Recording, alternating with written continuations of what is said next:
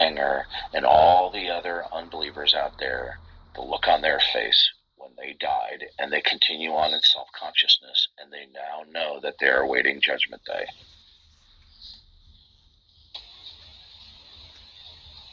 Yeah, that's the beauty of the Christian worldview right there.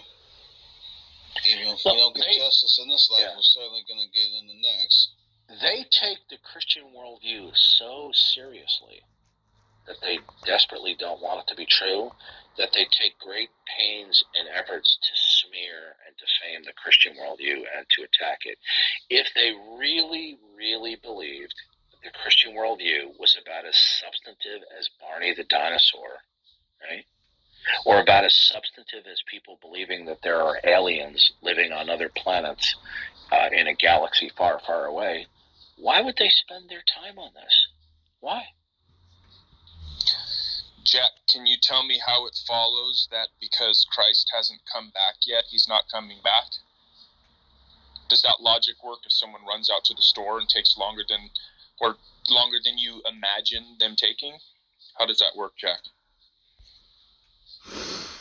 Hello? Oh, yeah. Yeah, did you hear me? Yeah, it just doesn't come off as a convincing argument. Just comes off as an empty threat. First of all, that's not a threat, okay? When you say it's not convincing, that's not a defeater. All you're just simply appealing to is your own state of credulity. Appealing to your own state of incredulity is not a defeater. Are we clear on that, Jack? Yeah. Okay, so it's... I wasn't offering a defeater. Okay, well then you're saying... So Jack, how is it that God doesn't exist? I don't hold to that statement. What are you talking about? Okay, so do you affirm that God does exist? Yeah. Oh, which God do you believe in? I don't know the guy personally.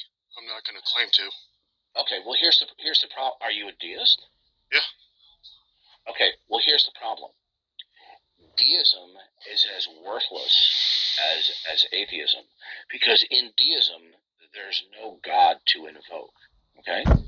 Because under deism, that creator God does not engage in revelation nor with providential interjection.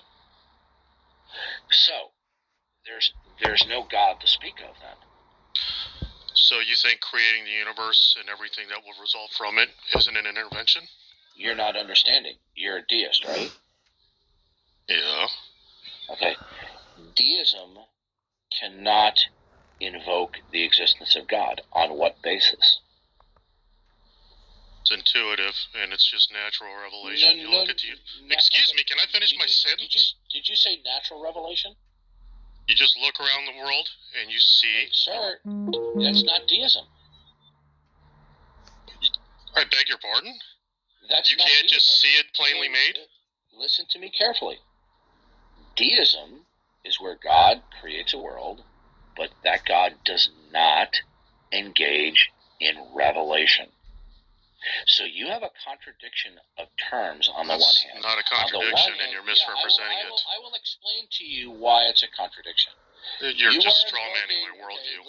Listen to me. I'm not strawmanning your worldview. You are claiming a deistic conception of God. Is that correct? Yes. Okay. In deism, that God does not engage in revelation. I don't hold to that claim. Then you're not a deist. I am a deist. I'm just saying God does not intervene. Okay, Jack, he created the universe. Jack, you want to keep strawmanning my worldview? Go ahead. Listen to me, Jack. Why do you have to be such a fucking asshole?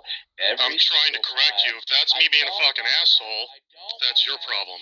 I don't want to have to kick you out do. Like I have yes, you many do. times before. Now, Jack, yes, you please don't overtalk me. But I'm going to be very blunt with you, okay? Every time I've talked with you, you've been a fucking asshole. You have been a fucking asshole where you engage in non-stop posting. Darth, do you suck your mom's teeth with that mouth? All right. Okay, here we go. Okay, you're done. All right.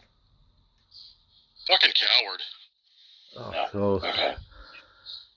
This is a guy He's no who coward. would routinely show up and harass and stalk me by posting defamatory statements, links attacking me, when I'm on Discord. Okay, this is a guy who every time I've attempted to engage him like an adult, he just has a mental breakdown. Okay, so it's not that I'm being short fused, and yes, I use foul language because you want to know something. These people, deserve it. They're disgusting people.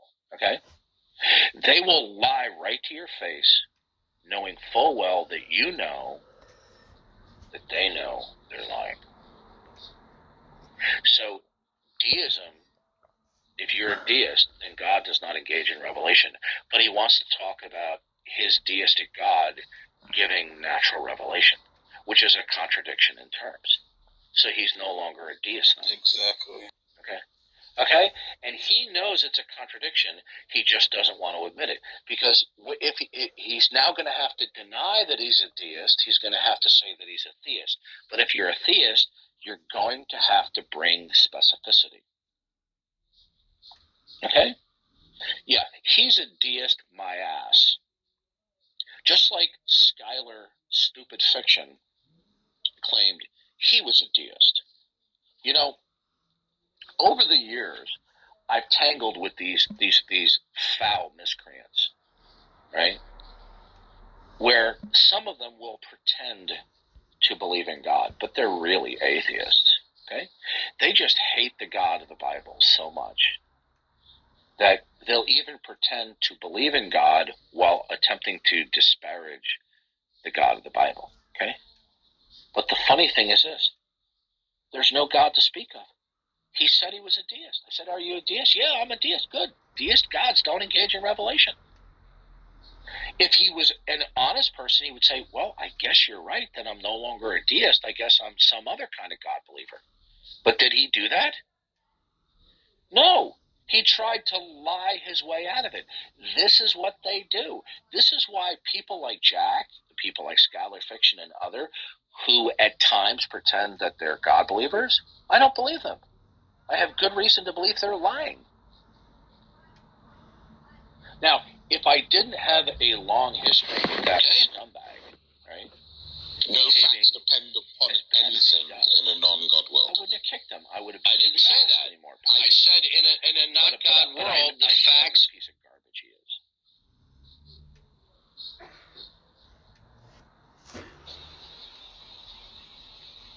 Yeah, there's a good chance that guy will never change.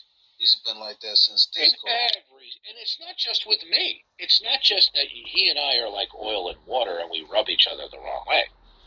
He's like this with everybody. Okay? Yeah, he's just an unhinged person in general. Yeah, these are grown men who literally have the emotional mentality and IQ of defiant ADD 14-year-olds who don't take their Ritalin. Okay? And I'm being serious about that. They really have this mindset. They think by having this bickering attitude and demeanor that this makes for debate. And it doesn't. And the reason why they deploy this bickering disposition is because they really don't have an intellectual ground to stand on. When I tried to explain to him that when you claim to be a deist, but then you turn around and you invoke natural revelation, you have a contradiction in terms. A deist God doesn't engage in revelation. And yet he continued to want to bicker on this point. It should have been a no-brainer at that point. What he should have said, oh, I guess that I'm not a deist then. I guess I'm another version of a God believer rather than a deist. But you see, he doesn't want to concede to anything. Because this is what dishonest people do.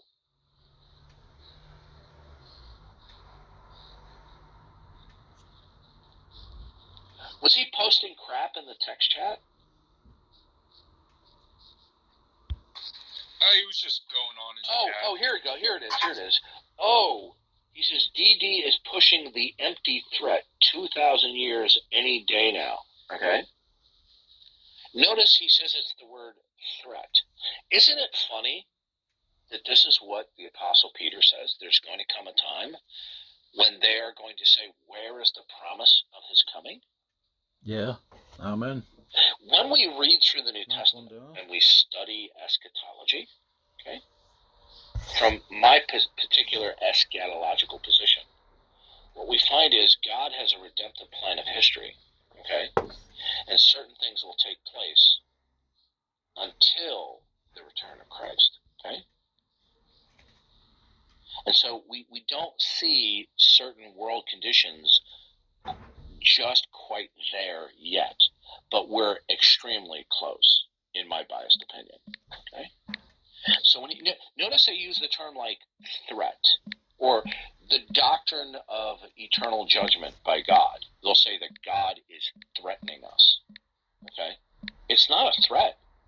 It's a stipulation of inevitability and a warning to flee that outcome, right? It's not a threat. A threat means that it might not come to pass, right? I mean, just think how ridiculous it is for them to say, God is threatening you with hell. It's not a threat. It's a promise. It's an inevitability unless you seek refuge in God's mercy. But they don't want to acknowledge God and seek refuge in His mercy. So again we see the adolescent mentality of these adult male atheists who have an emotional antipathy toward God, and rather than treat the doctrine of hell and eternal punishment, okay, as presented as what it is in the Bible, that it is an inevitability, and people are warned about this inevitable outcome and to flee in a way of escape, but they want to typify it as a threat, which is an inaccurate mischaracterization of it. Just like when God flooded the earth because of the massive widespread evil, they called that genocide, okay? Or when God issued the command to kill the Canaanites or the Amalekites because of their extreme evil and the consequences that flowed from that, that it was so bad that God deemed that it was necessary to eliminate all of them, every single one of them. I make no excuses. I don't go this route like Paul Copan does and just say, well, this is poetic language, like saying, well, the football team is going to destroy and kill the other team. Okay? How about it's the case? Now, I want to pick your guys' brains on this, okay? And I want your reaction to this. What if it's the case that the evil that they were doing was so bad and so extreme that it also included sexual perversions to the point where they were interbreeding with their own offspring, producing very serious genetic and DNA anomalies that would have drastic consequences spreading to other population groups? And so God decided to eliminate this from infecting the rest of the human race. And that would plausible. And that would include man, women, and children. Okay? Yeah, I think that's quite plausible. I wouldn't have an issue. Yeah. And so the issue is every man, woman, and child, okay, are going to die anyway. Okay? Now, even though it may be distasteful or unpleasant, the thought of Israeli soldiers killing children or babies or women along with the men, as distasteful as that will be, okay, their objection can only be on two grounds. One, that their lives were ended, or the means by which their lives were ended. So what is their objection going to be? That whoever was executed, okay, among the Canaanites and the Amalekites, right, whoever was executed, they're going to object. Well, they were killed. They died. Well, they were going to die anyway, right? So God is giving them an early departure so as they do not infect other cultures with their evil, and I could say conjecturally, let's say their genetic contamination that could contaminate other populations of people groups. Now, if they don't go that route, then they have to go to the route, oh, well, it's ugly to kill children that way. Right? I mean, these people they're just pathetic. Yeah, I was reading about the Canaanites and how they used to worship Baal and Baal's wife, Aneth. And she was like a bloodthirsty, pretty much like a monster. So they also believed that rain was the ejaculation of Baal. So they would have sex on mountaintops, and they were incestuous. And so they would have incestuous sex on mountaintops. That's how they prayed for rain. Surprise, Sergeant Carter. Yeah, so when it comes to like the fixation of a deleterious genetic mutation, if that's going to happen rapidly, it's going to be in a small population with incest. And that's exactly what those people were doing. They were also participating in bestiality. And we know that there's a lot of diseases that come from bestiality. So when you want to talk about a genetic nightmare, there you go. That's like the perfect recipe for disaster. Right? You know how I define bestiality? Having a romantic interlude with Rosie O'Donnell. Yeah. You don't like Rosie O'Donnell? No, look. Their whole attitude, their reasonings are so bad. They think that because they hold to these cliched forms of thinking with emotional fervor, that it's somehow erudite and intellectual, when it's not. I mean, they actually think by going, your God committed genocide, that this is actually a good argument or a good accusation. Right, I mean, it's so stupid. But then they'll turn around and they'll discuss the terror attacks that have taken place on this country, and they'll say, well, we should just drop a nuke on that whole country. Well, but so, you see, not all atheists would subscribe to that. All I'm just saying is that when you listen to them critique and attack the God of the Bible, it's like the ravings of an angry ADD 14-year-old. It's really not cogent. Okay, they'll go, your God murdered people, and it's just like, are you this dumb that it's a category error? It's impossible for God to murder. God can kill, but God cannot murder, unless, of course, you want to say that God himself would be subject to civil statutes within a particular jurisdiction. Okay? Murder would be the illegal, or for that matter, unwarranted or justified killing of somebody. Okay? So which one are you going to say? Are you going to say God committed murder because he didn't have the jurisdiction to do that? Or are you going to just say, well, it was unwarranted for God to do that? Based upon what? I mean, look, these people are displaying every single day what the New Testament says about them. Their foolish hearts are darkened. The God of this age has blinded them to the truth of the gospel, even though it's staring them right in the face. Okay? Now, he wouldn't be able to blind them if they weren't complicit, right? But they're nonetheless being great exemplars of what the scripture says. That they're fools. Why do you think it is every time they step at the plate, either to challenge the existence of God or the God of the Bible, they resort to the same stupid, banal, cliched reasoning? There's not an original attack among them. You know? I mean, they'll come up here and they'll repeat the same atheist cliches over and over and over again, like we've never heard this before.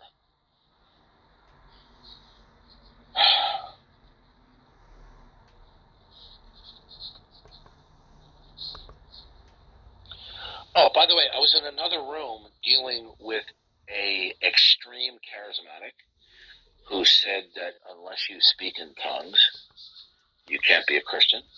Yeah, I've heard that and before. so I explained to him, or I said to him, how do you justify that? And he appealed to the book of Acts, dealing with John the Baptist's disciples who spoke in tongues when Paul gave them the gospel of Jesus Christ. And I asked this guy, is that recording of that miraculous event normative for the Christian life? He said, yes. And I said, based upon what? He says, well, because of that passage. I said, how does that passage mean that it's normative? And he says, because it happened to them. I said, do you realize this is idiotic? Just to simply say, because there's a historical occurrence in the book of Acts that they spoke in tongues when they heard the gospel of Jesus Christ, it doesn't make it normative for people who become born again and become Christians. And he clearly was being an idiot by choice. After he left, I in the room, it was set up by Jesse. You guys know Jesse? He claims he's a student at Moody Bible Institute or whatever. When I said that guy and the charismatic extremist who spout the same thing, that they're idiots. Well, he told me I was out of line by labeling them as idiots. I said, oh, so in other words, the Apostle Paul can call people, the Galatians, fools. James can call the people that he was speaking to adulterers. Okay, Jesus can call the religious leaders rotten men's bones and whitewashed tombs, or snakes, or vipers, or wolves in sheep's clothing. But if we take people that are an aberrant group, a cultic kind of group within evangelicalism, a subgroup within Pentecostalism, charismatic group, they're even extreme in there, that they're mandating something that the Bible doesn't mandate at all, and I say that this is idiotic. He says to me, oh, you can't use that term because it's pejorative. Right?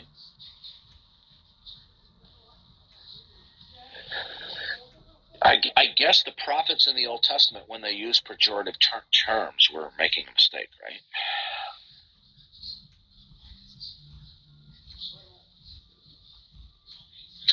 Yeah, I think sometimes these people get a little carried away.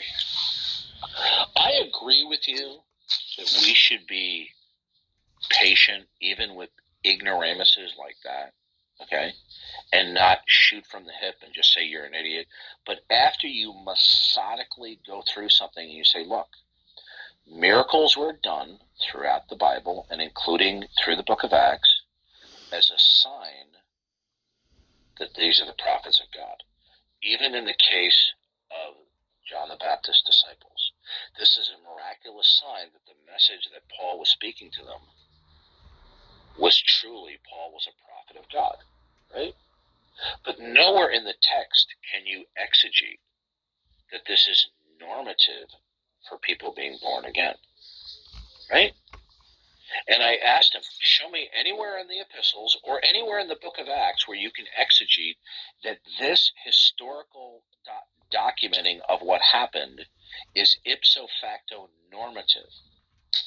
I think actually in First or Second Corinthians, when it starts talking about these gifts and it lists tongues as one of them, it specifically says that we will get some of these gifts, and it doesn't put them in other words, I think that's contradictory to what he was trying to say. I personally believe, try to find it, that the vast majority of people who believe in this tongue speaking is not because they're methodically going through Scripture. It's because of their personal euphoric psychological experiences within the ranks of these Pentecostals and charismatic churches. Right? And they're duped by these psychological manifestations rather than a careful exegeting of Scripture.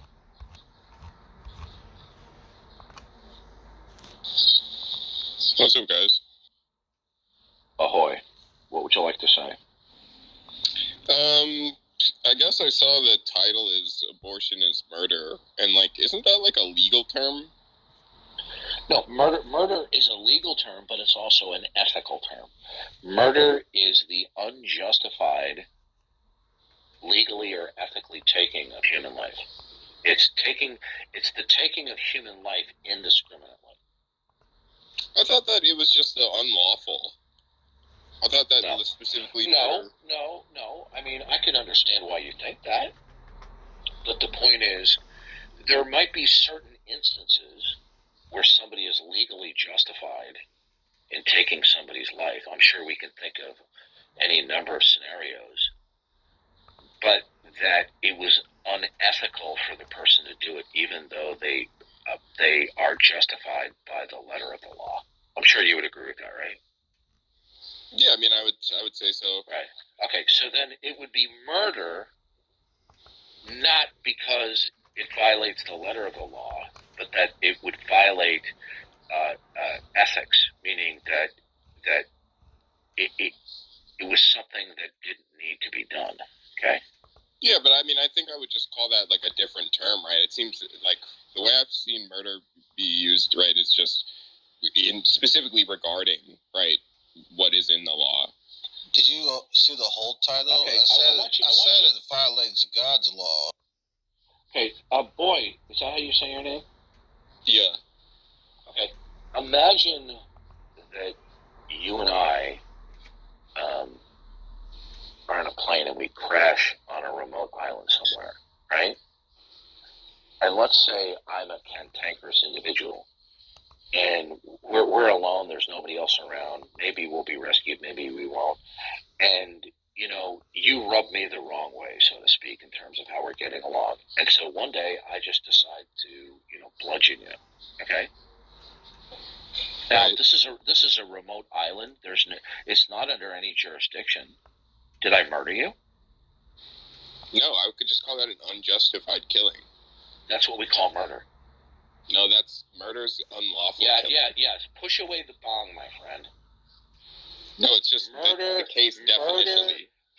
Murder is an unjustified killing, an unethical killing. If you want to use some proprietary definition. Boy, okay, stop with this bullshit, okay? Because my bullshit detector just went into the red zone here, okay? The reason my bullshit detector just went off. Listen, okay, goodbye. You just proved you're a troll, okay? Yeah, and you're probably a pothead. Giggling like a schoolgirl, being his age, okay? So, yeah, he definitely needs to push away the bomb. Right?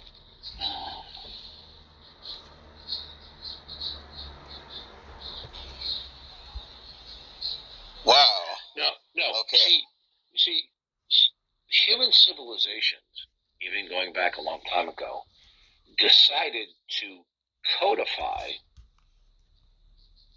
what was an ethical breach. And in fact, all laws basically have a root in ethics, with rare exception.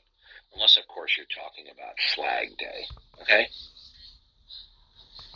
So, civil laws are going to mandate what people should or should not do.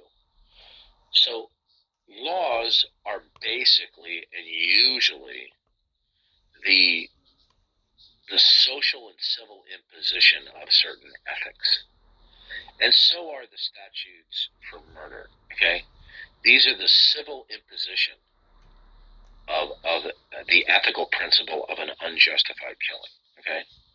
But then again, this guy didn't want to listen to common sense because, maybe he sucked one too many times on his bong.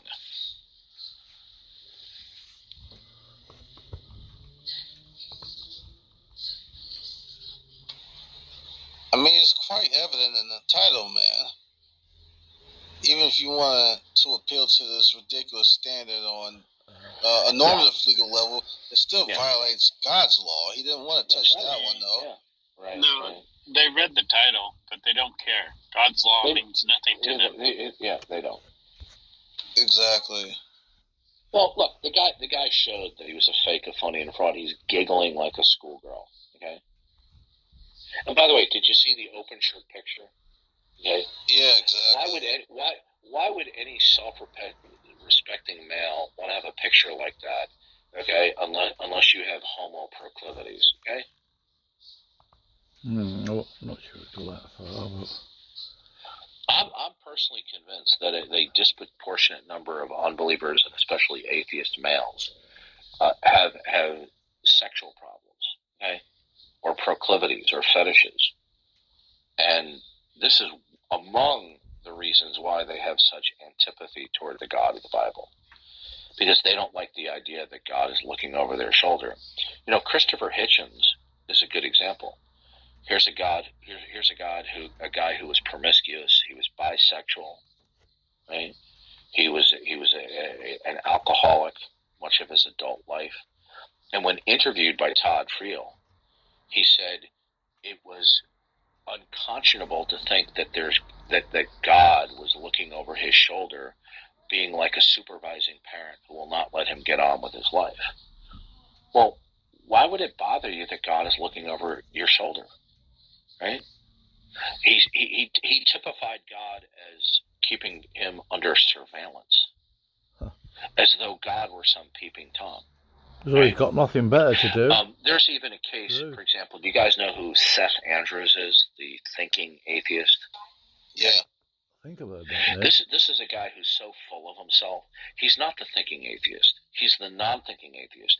He posted a meme one time of a cartoon depicting God as a peeping Tom. Okay? Now, this is the kind of depiction that you would expect from a moron 15-year-old, right? But this comes from a grown male adult who calls himself the thinking atheist. The fact that God would be omniscient is not the same thing as depicting God as voluntaristically being a voyeur. Only somebody who has a deep-seated emotional antipathy toward God would then try to smear God by characterizing him as something that he's not. Right? I mean, this is what they do. And then the atheists don't like the fact that I speak in such unsavory terms about them. Well, if the shoe fits, wear it. Okay? Just like Jesse said to Woody in Toy Story 2. If the boot fits, wear it. They're ruining Toy Story. I'm sorry about that. Who is it? They're making Buzz Lightyear gay or homo? No. They're putting in a homo character in that movie. And by the way, they've already done it in other movies. They've just done it in a very quick fashion. They did it in Toy Story 3. They did it in, I think they did it in Toy Story 4. They did it in, excuse me, I made a mistake. I think they did it in Finding Dory and in Toy Story 4. They also did a Pixar short, which was purposely I forget what the name of the Pixar short is, but it was for the purpose of promoting defensive LGBT values. But I can't recall what the video is off the top of my